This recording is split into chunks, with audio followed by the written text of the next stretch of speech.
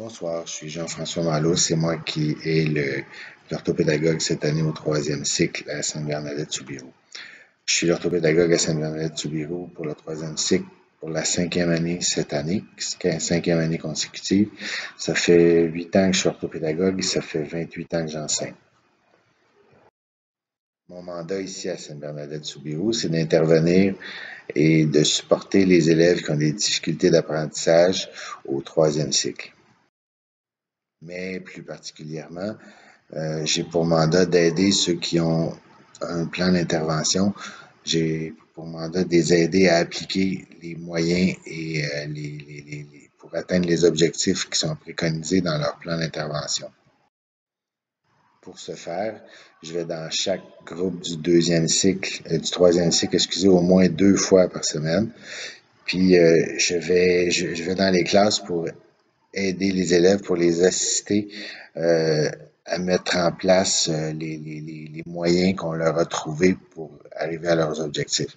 C'est-à-dire, par exemple, pour un élève qui aurait de la difficulté dans les résolutions de problèmes, si on s'est aperçu que l'organisation est un problème, alors un des moyens, ça va être de mieux organiser ses résolutions de problèmes. Alors, cet élève-là, je vais m'asseoir avec, je vais lui faire identifier la question, la faire surligner, la faire reformuler en ces mots pour qu'il comprenne bien la question.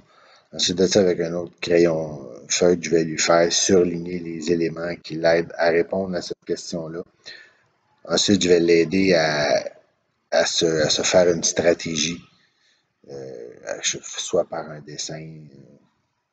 Puis ensuite de ça, je vais l'aider à laisser des traces de cette stratégie-là, des traces claires et précises, pour que son professeur puisse noter ces traces-là et voir sa réflexion et la corriger si besoin est.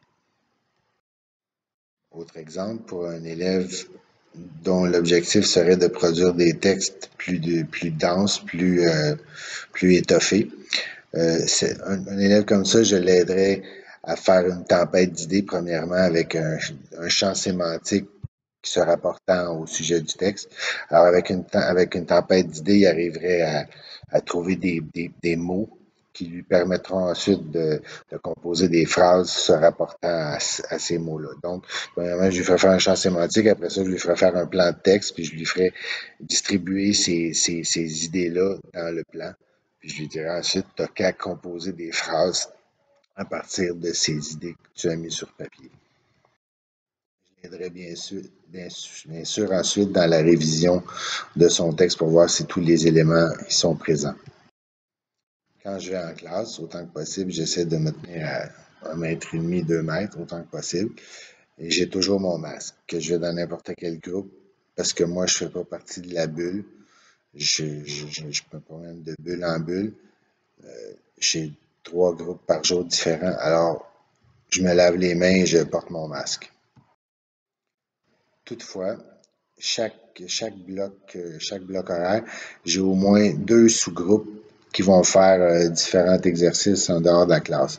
Parce qu'il y a des trucs qu'on pratique qui sont peut-être plus à pratiquer en classe. Puis moi, je vais voir une intensification de cette pratique-là. Ça peut difficilement se faire en classe parce qu'ils font autre chose. Alors, il y a des élèves que je vais sortir une fois par année pendant une fois par semaine pendant 2 mois. 2 mois.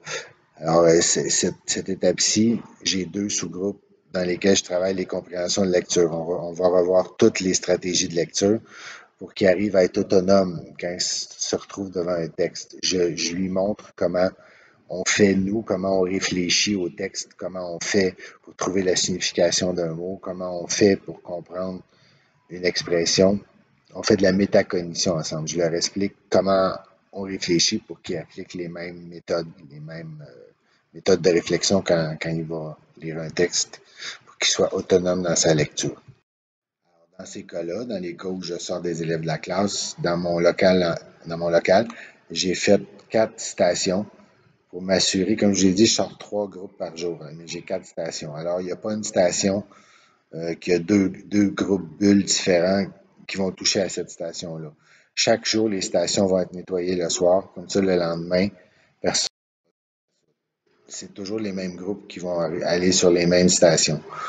Je vais faire en sorte de ne pas propager le virus de cette façon. À Sainte-Bernadette-Soubirous, j'ai aussi pour mandat de rédiger les plans d'intervention au point de vue des objectifs académiques. Alors, ces objectifs-là, c'est ce qu'on pense que l'enfant devrait faire, atteindre pour améliorer sa situation, pour améliorer son parcours scolaire. Et pour ces objectifs-là, on doit énumérer des moyens pour arriver à réussir cet objectif-là. Alors, pour chaque objectif, il y a un, deux, trois moyens avec des responsables à ce moyen-là, les personnes qui sont responsables de l'appliquer. Ces plans d'intervention-là, on fait toujours ça au mois d'octobre, on les révise vers janvier, puis on les révise encore une fois mars-avril, puis on vous les envoie à la fin de l'année. Ces plans d'intervention-là sont faits avec le titulaire, le professeur titulaire, avec moi, et tous les autres intervenants. Si l'orthophoniste est concerné, elle va être là. Si la psychoéducatrice est concernée, elle va être là aussi.